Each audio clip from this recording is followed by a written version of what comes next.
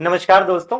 इस सेशन में हम लोग उत्तर प्रदेश के न केवल संक्षिप्त इतिहास पर चर्चा करेंगे, बल्कि इस सेशन के माध्यम से आप ये भी समझ पाएंगे कि उत्तर प्रदेश के इतिहास में क्या कुछ, कैसे और किन सावधानियों को बरतते हुए पढ़ना चाहिए।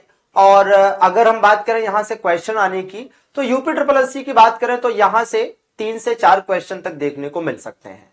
अगर हम बात करते हैं साथियों उत्तर प्रदेश के इतिहास की, तो आप पाएंगे कि उत्तर प्रदेश के इतिहास के कॉन्टेक्स्ट में जब आप पढ़ते हैं तो उत्तर प्रदेश से आपको पूरा पाषाण काल, मध्य पाषाण काल, नव पाषाण काल, ताम्र पाषाण काल और हड़प्पा सभ्यता, इन सभी सभ्यताओं से कोई ना कोई स्थल, कोई ना कोई साइट आपको मिल जाती है। और उत्तर प्रदेश में इसके विभिन्न स्थल में मिल जाते हैं। जैसे आप पढ़ते हैं सराय नाहर, मेहदहा, है ना, कोल्डिहवा, ठीक है, और इस प्रकार से कई सारे स्थल, जैसा कि आप यहां पर भी देख सकते हैं, इस तरह के कुछ स्थल आपको मिलते हैं, है ना। लेखैया है, कोल्डिहवा है, सराय नाहर है, चौपानी मांडो है, मेहदहा है, दमदमा है, महागढ़ा है। तो ये सारी चीजें आपको देखने को मिलती हैं। और आप देखते हैं कि उत्तर प्रदेश में पाषाण काल में जो मुख्य रूप से घाटियां हुआ करती थी वो बेलन घाटी थी, सिंगरौली घाटी थी, चकिया घाटी थी। और इस प्रकार से जो विभिन्न चीजें हैं वो उत्तर प्रदेश के इतिहास के कॉन्टेक्स्ट में आपको पाषाण काल में पढ़ने को मिलता है। अब अगर आप बात करेंगे कि हड़प्पा काल में उत्तर प्रदेश, देखिए अगर हम प्राचीन पुरानी खोजों पर विश्वास करें तो हड़प्पा सभ्यता का पूर्वी विस्तार मेरठ में स्थित आलमगीरपुर तक ही था। लेकिन नवीनतम खोजों के अनुसार आप कह सकते हैं कि हड़प्पा सभ्यता का विस्तार उत्तर प्रदेश के अधिकतर क्षेत्रों में था। हड़प्पा सभ्यता के तुरंत बाद जब आप वैदिक काल में आते हैं तो आप ये कह सकते हैं कि वैदिक काल में या फिर प्राचीन काल में उत्तर प्रदेश को ब्रह्मर्षि देश या मध्य देश के नाम से जाना जाता था। जैसा कि कई बार पेपर में भी पूछा गया है कि उत्तर प्रदेश का पुराना नाम क्या है, तो ब्रह्मर्षि देश या मध्य देश के नाम से जाना जाता था। आप देखेंगे साथियों महाजनपद काल में उत्तर प्रदेश में कुल मिलाकर 16 में से 8 महाजनपद थे, जिनमें आप मुख्य रूप से काशी को, कौशल को पढ़ते हैं। हालांकि और भी है, जैसे मल्ल है, वत्स है, पांचाल है, कुरुक्षेत्र वाला, कुरु वाला एरिया है मेरठ के आसपास वाला, इसी प्रकार से चेदी है और आपका इसी प्रकार से सूरसेन भी देखने को मिलता है। अब इसके बाद जब और आगे आप बढ़ते हैं महाजनपद काल से, तो महाजनपद काल से आगे बढ़ते हैं तो मगध काल पढ़ते हैं। मगध साम्राज्य आपने सुना होगा, और मगध साम्राज्य में हर्यक वंश, शिशुनाग वंश, नंद वंश, मौर्य वंश, शुंग वंश, कर्ण वंश आपने सुना होगा। इन सब में आप देखेंगे तो जो प्रारंभिक मगध काल था, प्रारंभिक मगध काल मतलब यह है कि हर्यक वंश और उसके बाद शिशुनाग वंश, इस टाइम पीरियड में जो उत्तर प्रदेश का पूर्वी क्षेत्र है यही मगध साम्राज्य के अंतर्गत आता था। लेकिन वहीं पर अगर आप देखेंगे मौर्य काल में, तो मौर्य काल में समूचा उत्तर प्रदेश मगध साम्राज्य का हिस्सा था। वो आपको बढ़िया से डिटेल में पढ़ना चाहिए। इसके बाद शुंग काल में पुष्यमित्र शुंग की भी कई सारी गतिविधियां पूर्वी उत्तर प्रदेश, अयोध्या और उसके आसपास के क्षेत्रों में देखने को मिलती हैं। यहां से क्वेश्चन भी पूछा जा चुका है।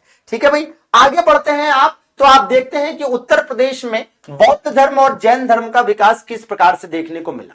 बौद्ध धर्म का तो इतना विकास उत्तर प्रदेश में हुआ कि बौद्ध धर्म का पालना उत्तर प्रदेश को कहा जाता है। वहीं जैन धर्म के भी कई सारे तीर्थंकर रहे, जिनका जन्म अयोध्या, बनारस तथा कुछ अन्य क्षेत्रों में उत्तर प्रदेश में हुआ। मतलब जैन धर्म के मामले में भी ठीक ठाक आपको उत्तर प्रदेश के कॉन्टेक्स्ट में पढ़ना चाहिए। यहीं पर अगर हम बात करते हैं उत्तर प्रदेश में कुछ अन्य धर्म व संप्रदाय भी देखने को मिलते हैं, वो भी आपको पढ़ना चाहिए। इसके बाद आप पढ़ते हैं कि कुषाण काल में उत्तर प्रदेश, तो आप देखते हैं कि कुषाण काल में उत्तर प्रदेश का जो मथुरा से लेकर बनारस तक का क्षेत्र है ये भी इसके अंतर्गत आता था। ठीक है ना। तो मथुरा में भी और बनारस में भी आपको कुषाण काल से संबंधित विभिन्न साक्ष्य मिल जाते हैं। इसको पढ़ना होता है विशेष रूप से कनिष्क के समय में, क्योंकि कनिष्क के समय में ही भारतीय मूर्ति निर्माण कला का विकास हुआ था, जिसका केंद्र मथुरा और उसके आसपास का क्षेत्र रहा। ठीक है भाई, आगे बढ़ते हैं आप, तो कुछ और चीजें हैं, जैसे कुषाणों को उत्तर प्रदेश के क्षेत्रों से खदेड़ने वाले कौन थे? नागवंशीय शासक थे, जिनका मुख्य केंद्र मथुरा ही था। ठीक है, नागवंशीय जो साम्राज्य था, नागवंशीय राज्य जो था, वो मथुरा और आसपास के क्षेत्रों में मुख्य रूप से केंद्रित था। और गुप्त काल के पैरेलल जो है आगे नागवंश बढ़ा है, यहां तक कि गुप्तों के साथ नागवंशीय राजाओं के भाई जो रिलेशन है वो अच्छे थे। यहां तक कि नागवंशी राजकुमारी जो थी, है ना, उनका विवाह चंद्रगुप्त द्वितीय के साथ भी हुआ था। तो गुप्त काल में आप देखेंगे कि मथुरा और उसके आसपास के नागवंशीय राज्य को छोड़ दीजिए तो बाकी का उत्तर प्रदेश गुप्त साम्राज्य में आता था। और गुप्त साम्राज्य में किस प्रकार से उत्तर प्रदेश में आप देखते हैं कि भाई ललितपुर में दशावतार मंदिर मिला, कानपुर में बेतरगांव का मंदिर मिला, तो और इसी प्रकार से गोरखपुर में शाहगौरा, अच्छा शाहगौरा तो मौर्य काल का है।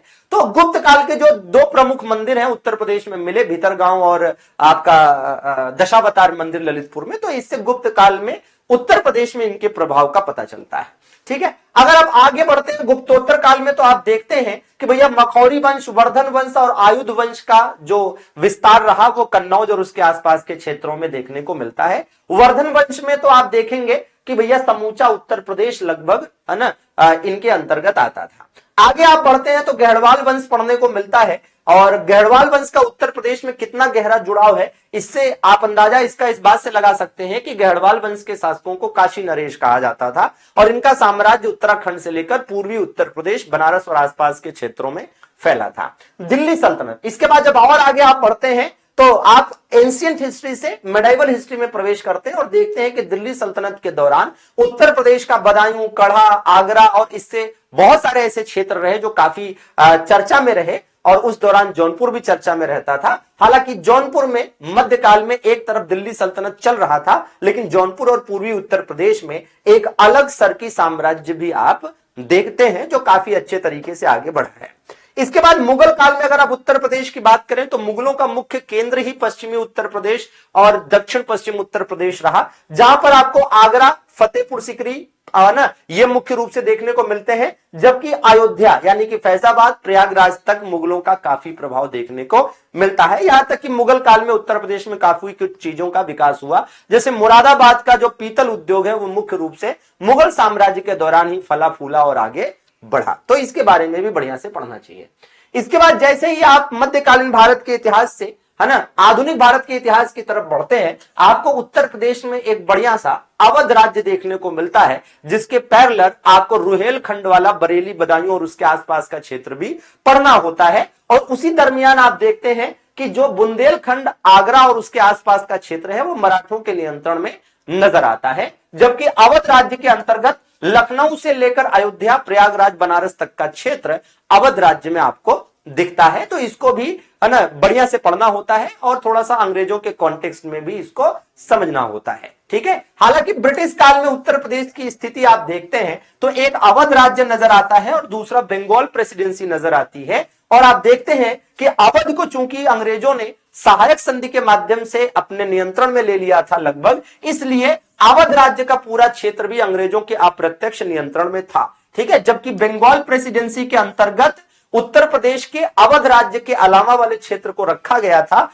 जिसे आगरा प्रेसिडेंसी नाम दिया गया आगे चलकर 1833 के चार्टर एक्ट के तहत 1834 में। और इस तरह से आगरा प्रेसिडेंसी आगे बढ़ी। लेकिन आगे की कहानी आपको पता है कि आगरा प्रेसिडेंसी को फिर 1836 में उत्तर पश्चिम प्रांत नाम दिया गया और इसको पूरा नियंत्रण अंग्रेजों के हाथ में था ही। इधर अवध को भी 1856 में अंग्रेजों ने हड़प लिया कुप्रशासन के आरोप में। फिर आगे चलकर ये दोनों ही क्षेत्रों को, मतलब अवध राज्य वाला क्षेत्र और आगरा प्रेसिडेंसी वाला क्षेत्र जिसे उत्तर पश्चिमी प्रांत कहा गया, इनको मिलाकर एक राज्य अंग्रेजों ने बना दिया। पहले 1877 में कहा कि यह उत्तर पश्चिमी प्रांत आगरा एवं अवध है, फिर 1902 में कहा कि यह आगरा एवं अवध का संयुक्त प्रांत है, फिर 1937 में कहा कि भाई ये संयुक्त प्रांत है, और वो आजादी के बाद उत्तर प्रदेश बन गया 1950 में। बाकी उत्तर प्रदेश का जब आप आधुनिक इतिहास पढ़ेंगे तो उत्तर प्रदेश में पत्रकारिता की स्थिति, किसान आंदोलन व समाज सुधार की स्थिति, उत्तर प्रदेश में 1857 की क्रांति का मुख्य केंद्र ही था, उसको आपको बढ़िया से पढ़ना होता है।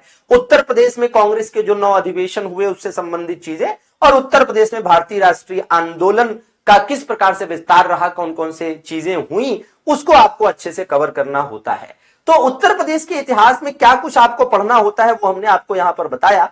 और जब आप नोट्स बनाएं तो इस बात का ध्यान रखें कि इस तरह के जब आप नोट्स बनाएंगे जैसे कि ये बने हुए हैं, तो आपको पढ़ने में आसानी रहेगी, समझने में आसानी रहेगी, और आपको लगेगा कि वाकई काम की चीज हो रही है। और इसको जब आप पढ़ेंगे, याद करने के लिए बैठेंगे, तो इतना बढ़िया नोट्स बना रहेगा, तो आपको पढ़कर मजा भी आएगा, लगेगा कि हाँ ठीक है, बड़े आसानी से दिमाग में घुस रहा है। ठीक है, तो कोशिश करिए कि नोट्स अच्छा बने, क्योंकि एग्जाम से पहले जब आप रिवीजन करने बैठते हैं तो नोट्स ही आपका सबसे अच्छा साथी होता है। उसी से आपको अच्छे से तैयार होता है, क्योंकि वो आपका अपना खुद के हाथ का बनाया हुआ नोट्स होता है। तो आपको पढ़ना उसको और समझना, याद रखना आसान होता है। ठीक है, इसी प्रकार से यूपी के जो विभिन्न और सब्जेक्ट हैं या अदर जो भी सब्जेक्ट पढ़ें, तो उस पर भी इस अप्रोच को अप्लाई करें कि नोट्स आप खुद बनाएंगे तो ज्यादा बेहतर तरीके से चीजें आप कर पाएंगे। या नहीं नोट्स डिटेल में बहुत बनाने का समय है तो एटलीस्ट शॉर्ट नोट्स जरूर बनाएं। ठीक है, तो जुड़े रहिए हमारे साथ। चैनल पर नए हैं तो सब्सक्राइब कर लीजिए। कुछ न कुछ अपडेट्स और